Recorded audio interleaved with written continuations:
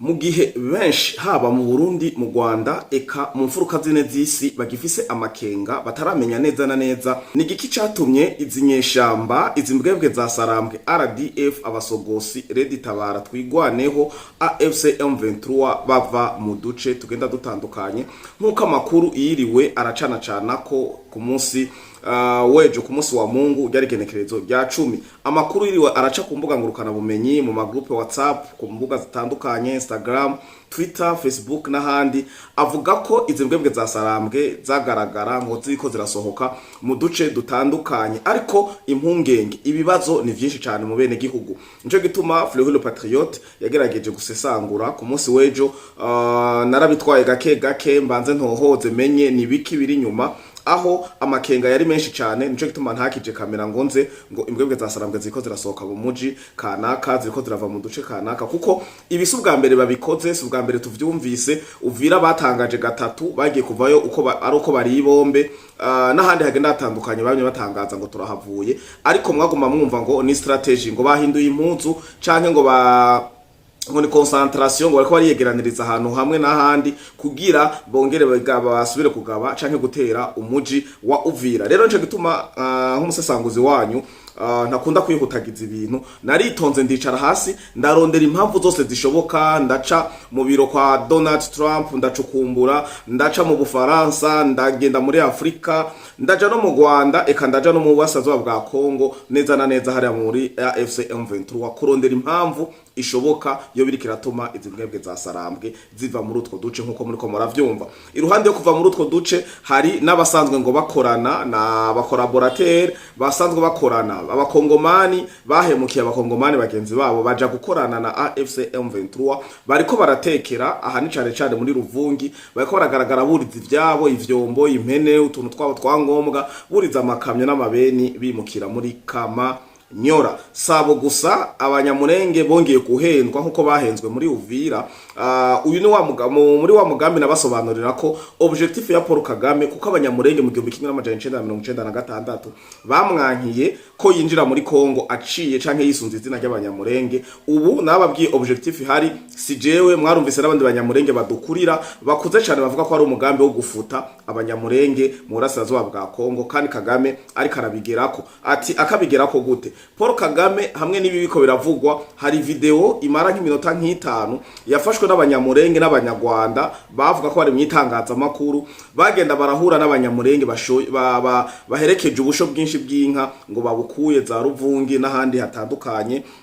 muri utu duce bako baragenda baravuga Murenge Ruvunge Ruberizi Remera Bwegera ngo baja Kamanyola izo nka zose bako barazegeranya bazitwara aha kwice kijanye n'inka harimo polemique ivuga ko izi nka atari z'abanyamurenge gusa ahubwo ngo harimo n'inka z'abakongomana abanyamurenge babanyaze muribuka mu rugendo rwa Kongoro ya Kutumba n'abandi igihe bari begeranije amakominota atandukanye babashiriye inka Chisekedi yari yarungitse kugira bazisangize abanyamurenge ababembe n'abakikominota zose zahariya mu bibogobogo barahagurutse baravuga ati aba banyamurenge bamwe ntibavuze bose baravuze ati abanyamurenge bamwe nibo badutanguye kuko baraje biba inka zacu barazegeranya barazitwara iyi polemique yongeye kugaruka kuko no muri iyo video akanya ne kakunda turaza kuyishiramwo baranivu abantu bitwa ngo nitangaza makuru y'abanyamurenge n'abanyarwanda baravuga ati ngo ngwino harimo n'inyambo ngino hari nketse mezuko ukagaragaza nuko batangara iyi polemique rero yongeye kugaruka ari Burasirazuba bwa Kongo aho bavuga ati kukijya video na je narafashe umwanya ndayiraba inka ni nyinshi cyane ngo zijya nka rero ziriko zirashorerwa zitwagwa Kamanyola izo nka ziko zishorerwa n'abantu batagira no kuri batandatu ariko nta muntu n'umwe azi izi nka ko zivanze ni zande ko ikiziko zirakugwa muri tuno duce zitwagwa Kamanyola mbega ko tuzi n'abari Kamanyola bariko bararira ngo nta mashure ngo nta buzima nta soko nta bifungurwa ngo mbega ho naho umuntu yoronka ngo nayo mahera ngo umwana wiwe yokwigahe ngo mbega umuntu naho yoronka mahera ngo yosumira hehe dimo abanyamurenge bahenzwe bakugwa muri Uvira bakegeranizwa Kamanyola muri wa mugambi twababwira bariko bararira batakamba bongere basubire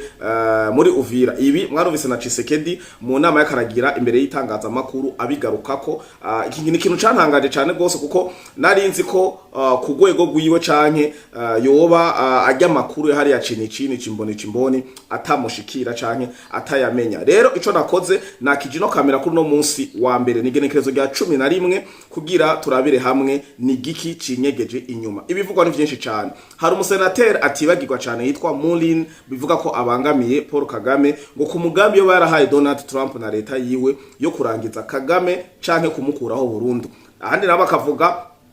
abasenateri bariyegeranije basohora itangazo riheruka. Byose turabirabira hamwe ahane mu gihe hari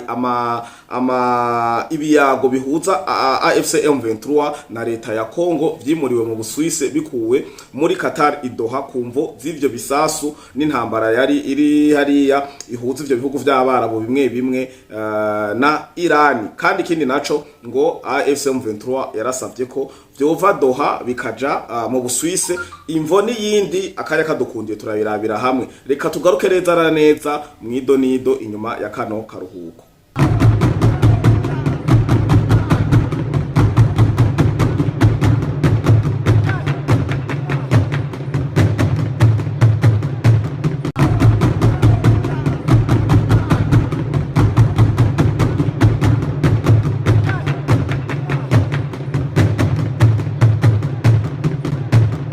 Ndabaramukije mwiriwe na mwaramutse bakunzi ba Free Podcast TV umwe wese aho aherereye. Ndizera ko muguwe neza, ndabipfuriza amagara meza, ubumwe, amafaranga, iterambere mu miryango yanyu, mu miryango yacu. Ntaye bagiye gukengurukira abasanzwe badukurikirana bari mu gihugu cacu ciza cy'u Burundi, mu karere ka EAC, Afrika, Asia, Amerika, Oceani, Madagascar, Iburayi, eka mu mfuruka zine z'isi kugira ntihagire uwo twibagira. Amakuru rero hari n'ubusesanguzi bihari vyazindutse n'ivyiriwe nuko abasirikare ba inzinyeshamba nako murantunga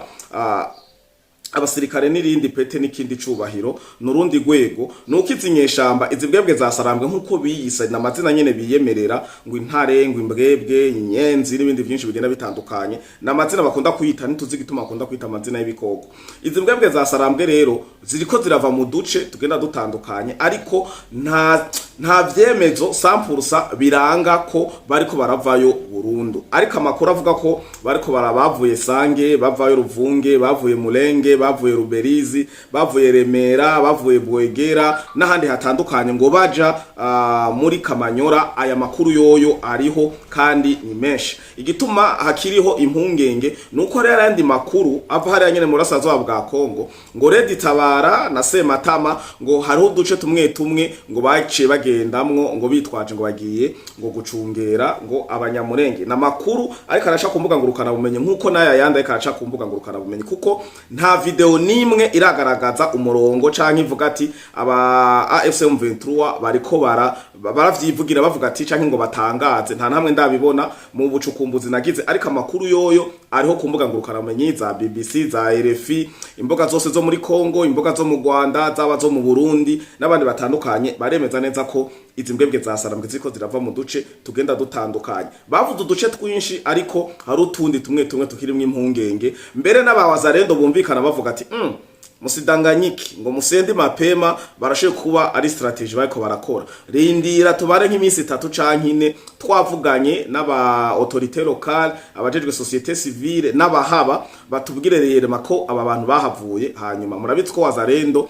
ntibatevya ntibazuyaza. Wazarendo ufa gusohokana bo baba bahageze muri bikivyo bakoze muri Uvira, bafuye kumva kabisa izi mbwebwe zasarambwe zahavuye baba barahashitse. Rero abantu benshi bako bariyumvira ni gute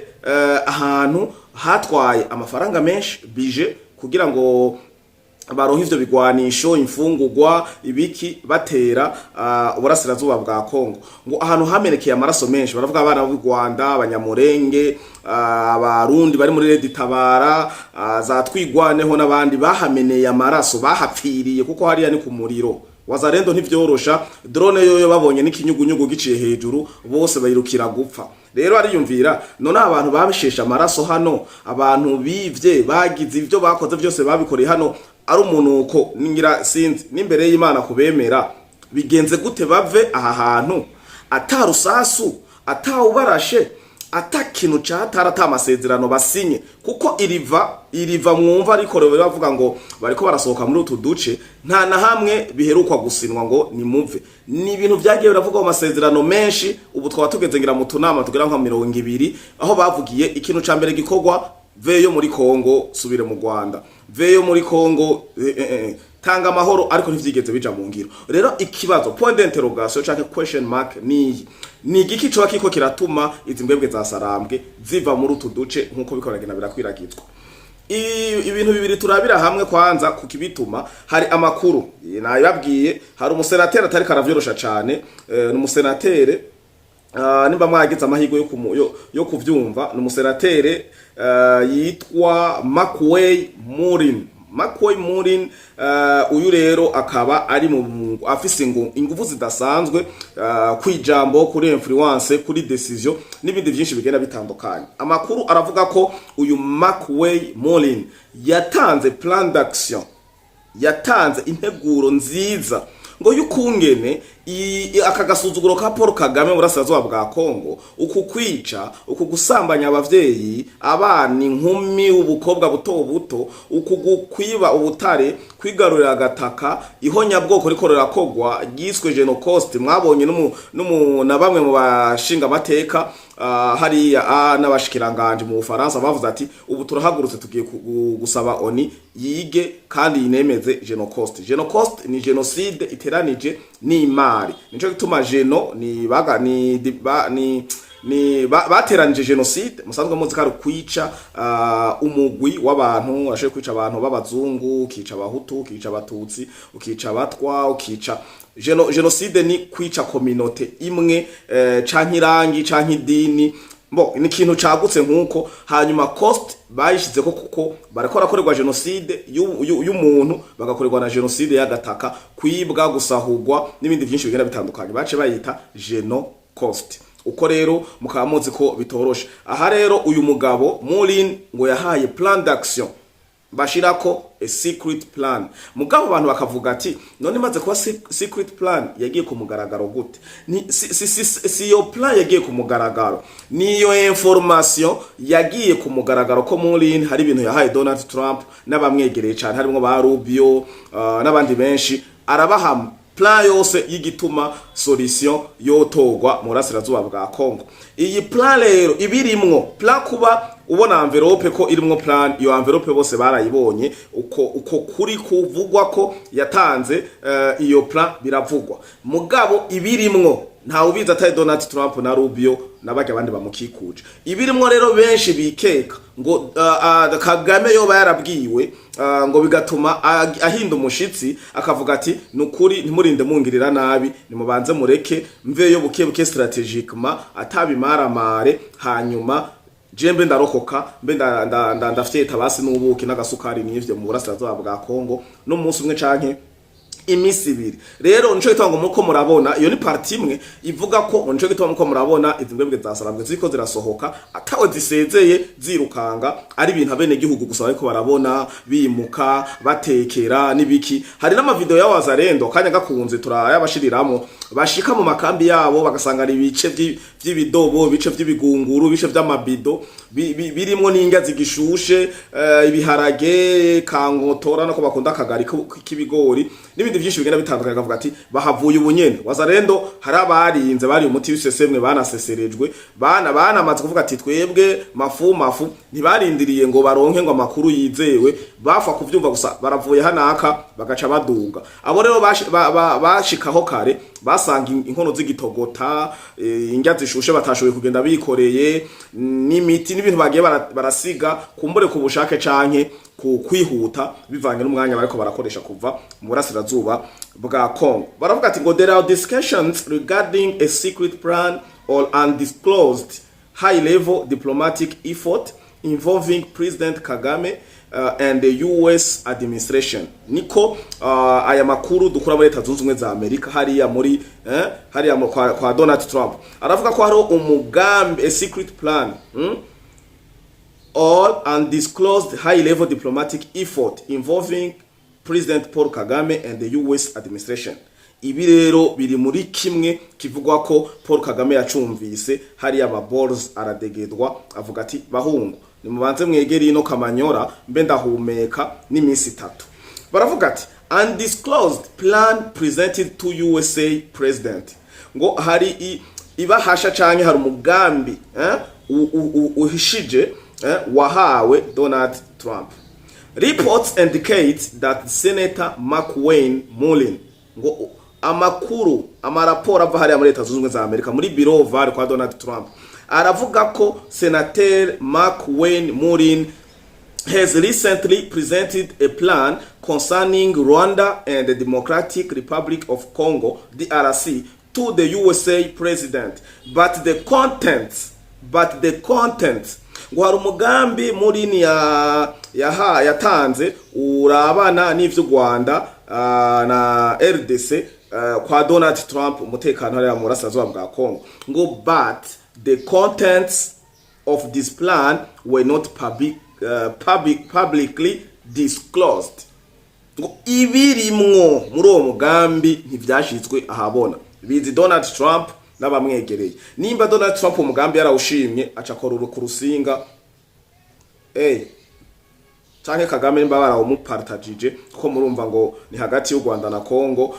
agakogwa ko agasha uyu mugambi rero nuko bimeze kiri muri ko biratuma Paul Kagame abwira imbwebwe zoe za Sarambwe RDF AFC M23 Ready Tabara twigwaneho kuva muri utwo duce mwumva bariko baravamo ariko hamwe n'ico abavazarendo bahawe itegeko n'abarongozi babo il faut rester vigilant kuko akayoka gukotana haje inkotanyi mwe ntimuzi ico bisigura inkotanyi haga abanyarwanda bavuga ati ngo kuva kwizima nimba ariko kuva kwizima pronunciation murayiza abanyarwanda harama abakurikira avuga ati transactional diplomacy the initiative is described a part of a transactional no altruistic effort potentially linked to broader US interest with Secretary of State Marco Rubio also involved according to the social media report tracking these developments. Urumva aravuga ko ibi bintu byose muumva ariko birakiragizwa ama plan secret n'ibiki n'ibindi byinshi cyane ni mumenye ko n'uyu mu secrétaire d'État Marco Rubio abirimwo kandi anabizi aranabizi aravuga ngo the context of the sanctions and security. This report emerged following a period of high tension while the USA sanctioned the Rwanda Defense Force in March n'ibindi byinshi. Kagame's own secret for success. Yes, hanini cyane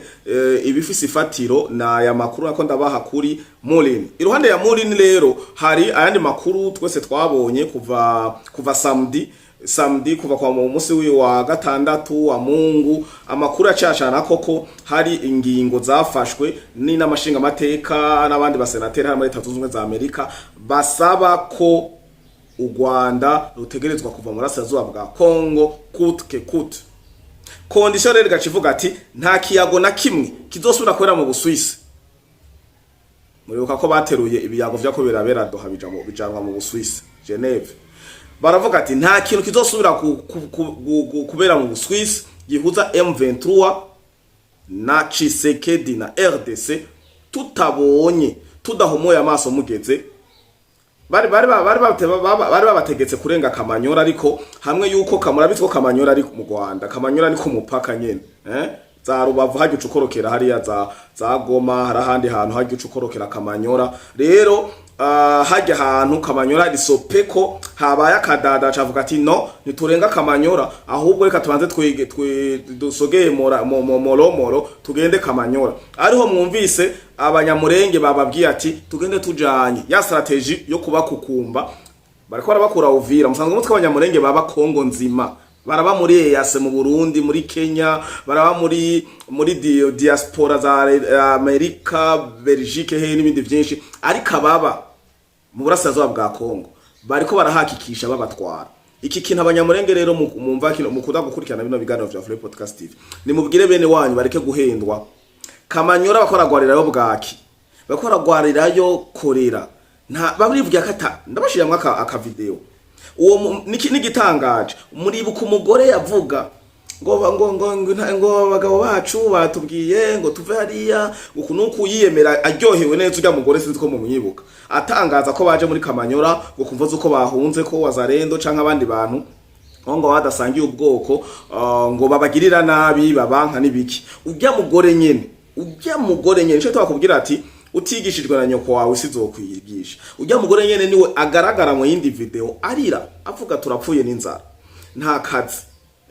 turindira inge baduha ku iserumu nta shure abana bacu ntako bariga babaye bidoma ngo mbeho n'iryo shure naho worironka ngo amafaranga yo kurihira umwana wawe woyakura ntibakora urumva nta kintu na kimwe cotuma ngo ubuzima bwabo bubaho canke butera imbere kiri Kamanyola bagasaba bashimitse ko bosubizwa muri Uvira akanya gakunze ndabona umwanya ndiko ndawujana ndabashiriramwo ino video mu murabe akivuga ko ari fiere bakubavuye kama Uvira nibiki hagaca haza a few moments later ariko ararira takamba avuga ati burya jewe rero ndasaba munsubize muri Uvira. C'était un dimanche très tôt le matin, vers 5 heures. Nous avions quitté Uvira en urgence. Ils nous ont insultés. Ils nous ont lancé de pierres. Ils disaient qu'ils allaient nous tuer. Nous vivons dans de très mauvaises conditions. Les enfants n'ont rien à manger. Ils n'ont pas d'accès aux soins médicaux et manquent de médicaments alors qu'ils sont malades et hospitalisés. Nous avons des femmes enceintes qui font des fausses couches. Vous allez voir une famille qui en accueille 5 autres dans une maison composée d'une seule chambre et d'un salon. Nous voulons rentrer à Uvira. Nous vivons très mal. Makuru rero nayo ariko amakuru ni menshi cyane nuko gusa twamaze kwihangiro ryo kubahiriza akanya ariko amakuru ni menshi ndababwire ko Tshisekedi yitezwe muri Uganda Kampala batamaze gushika kuja gusinya amasezerano na Uganda abashinga amateka bibo baramaze gushikayo kandi kuja kugira gufasha canke gutera iteka Museveni yimikwa uno munsi si uyo gusa hari n'uyundi mu Barundi ariyo turaza kugaruka dukora ikiganiro naco kijanye n'ivyo akanya kadukundiye turaza kwegeraniza n'andi makuru yo ku mirongo y'urugamba reka twahiriza akanya tubakengurukire tubashimire nizere ko muri ku mirimo mumerewe neza abaronsa akavuna musase bonne digestion abatarakaronka ni mukomeze kwihangana ngira biri kuzika biriko biratogota ndabakengurukira ndabashimira ko nta Flow podcast ivatamwebwe mwarahezagiwe mwemwe amaze kugira sabone canke subscribe muri abantu b'abagabo namwe mufatiye ibiganiro mu nzira ku nzira z'amalink mu bikura handi na hariya hariho n'abakunze kumbaza nkora mbona babaza iruhande y'ibiganiro tubona vyawe bica kuri za Facebook urubuga rwa YouTube n'uruhe urubuga ni Flow podcast TV kuri YouTube ushaka kubona amakuru ashushe uhera kuri YouTube hari Flow podcast TV ndabakengurukire rero ndabifuriza kugumbwa neza mu miryango yanyu mu vyanyu no mu banyu ciao ciao.